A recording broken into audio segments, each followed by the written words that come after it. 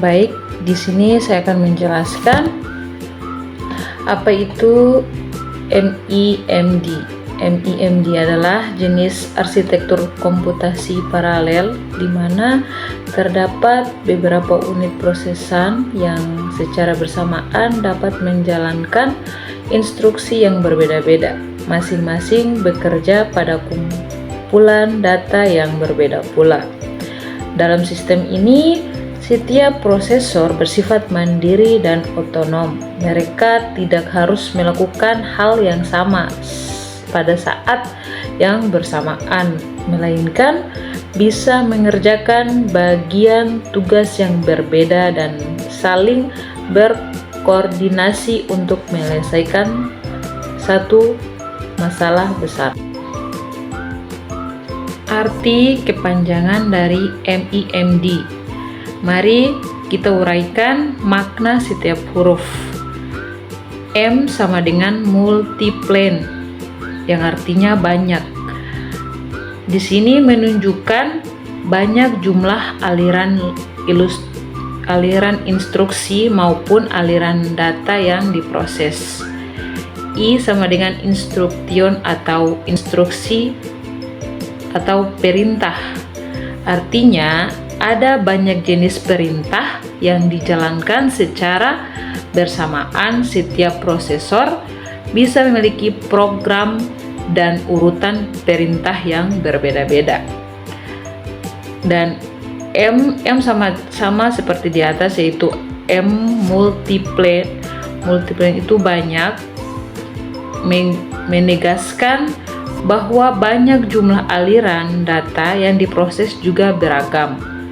D adalah D sama dengan data. Artinya ada banyak kelompok data yang dikelola secara bersamaan. Setiap prosesor mengerjakan data yang memungkinkan berbeda dari prosesor lain. Intinya, banyak cara mengelola banyak bahan yang dikelola berjalan sertakan. Di sini konsep dasar dan cara kerja MIMD. Ilustrasi sederhana, bayangkan sebuah tim yang terdiri dari beberapa orang ahli yang bekerja bersamaan dalam suatu proyek besar. Contohnya, orang A mengerjakan desain, dan orang B mengerjakan perhitungan keuangan, dan orang C mengerjakan penyusunan laporan. Di sini mereka memiliki masing-masing tugas atau instruksi berbeda, bahkan kerja data berbeda, tetapi tujuan mereka sama. Mekanisme kerja MIMD yaitu masalah besar dipecahkan menjadi beberapa sub-masalah atau subtugas. Setiap prosesor menerima subtugas yang mungkin jenis kerjanya berbeda dengan prosesor lain. Setiap prosesor mengambil data yang sesuai dengan tugasnya. Semua prosesor bekerja bersamaan. Hasil kerja masing-masing digabungkan menjadi hasil akhir. Di sini jenis-jenis arsitektur MIMD.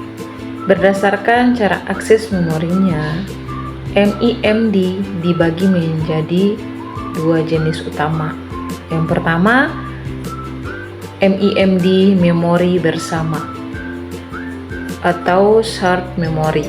Semua prosesor terhubung ke satu memori utama yang besar. Semua prosesor bisa membaca dan menulis ke lokasi memori yang sama. Kelebihannya, komunikasi antara prosesor sangat cepat dan mudah.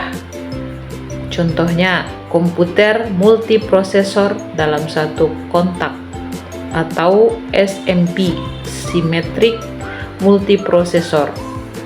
Yang kedua, MIMD memori terdistribusi atau distributed memory.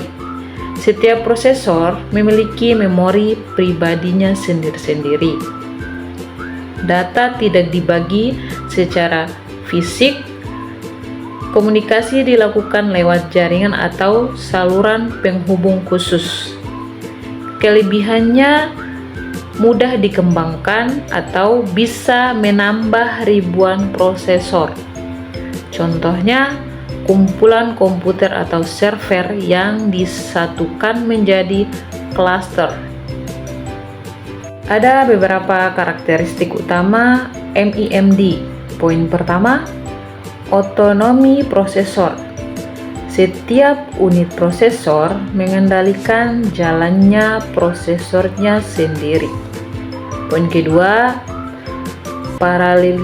paralelisme tingkat tinggi, di mana dia dapat menjalankan berbagai bagian program yang berbeda secara bersamaan. Poin ketiga, komunikasi dan sinkronisasi membutuhkan mekanisme khusus agar prosesor saling bertukar informasi dan tidak saling bertabrakan data. Poin keempat, fleksibel. Dia bisa digunakan untuk hampir semua jenis aplikasi komputasi. Poin kelima, asinkron. Asinkron ini kecepatan kerja antara prosesor bisa berbeda-beda, tidak harus selalu sama langkah. Contoh penerapan dan teknologi. Poin pertama, komputer super. Sebagian besar komputer super dunia menggunakan arsitektur MEMD untuk menghitung cuaca, fisika nuklir, atau penelitian kedokteran. Poin kedua, server komputer. Server modern yang memiliki banyak inti prosesor atau multicore berjalan dengan prinsip MEMD. Poin ketiga, untuk bekerja sama menyelesaikan satu tugas besar. Poin keempat, arsitektur multiprosesor. CPU modern dengan 4, 8, 16 atau lebih inti prosesor. Contoh teknologi pendukung protokol pesan seperti MPI, Messenger Passing Interface. Sistem sebagai memori seperti OpenMP.